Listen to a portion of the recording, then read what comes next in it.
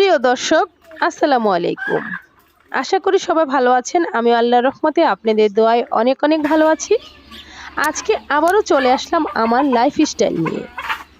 সকালবেলা ঘুম থেকে উঠেই আমি মুরগিগুলো ছেড়ে দিয়েছি। আর আমার মুরগিগুলোকে সকালবেলা কি খাবার দেই সেই বিষয়ে কিন্তু আজকের ভিডিওতে আলোচনা থাকবে। প্রথম থেকে শেষ পর্যন্ত ভিডিওটা দেখতে থাকুন, আপনাদেরও ভালো লাগবে। প্রিয় দর্শক, এখানে যে মুরগিগুলো দেখতে পাচ্ছেন এই মুরগিগুলো কিন্তু ডিম দেয়।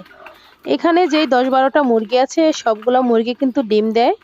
আর আমার মুরগিগুলো যেই কদিনই ডিম দেয় প্রতিদিনই ডিম দেয়, কোনো গ্যাপ দেয় না। গ্যাপ না দেওয়ারও কিন্তু কারণ আছে, কারণ মুরগিগুলোকে ভালো মানের খাবার দিতে হবে। আপনি ভালো মানের খাবার দিলে কিন্তু আপনার মুরগি প্রতিদিনই ডিম দিবে আর গ্যাপ দিবে না। আমি কিন্তু আমার মুরগিগুলোকে প্রতিদিনই ভালো মানের খাবার দেই।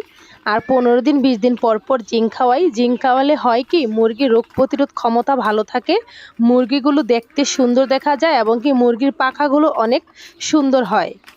আপনারা কিন্তু সেম কাজটাই করবেন। আমি যেভাবে মুরগি লালন পালন করি, যদি মুরগি লালন পালন করতে চান তাহলে আমার মতো করেন, আপনাদের লস হবে না, লাভ হবে।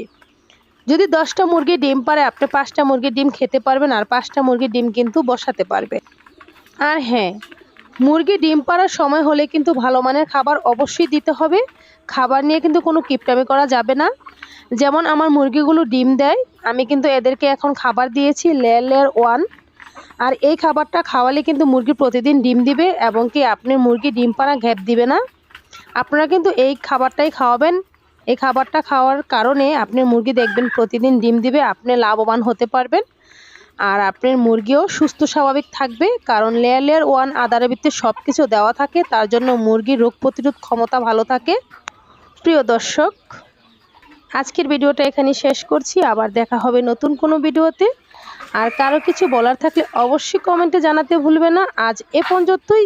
আল্লাহ হাফেজ।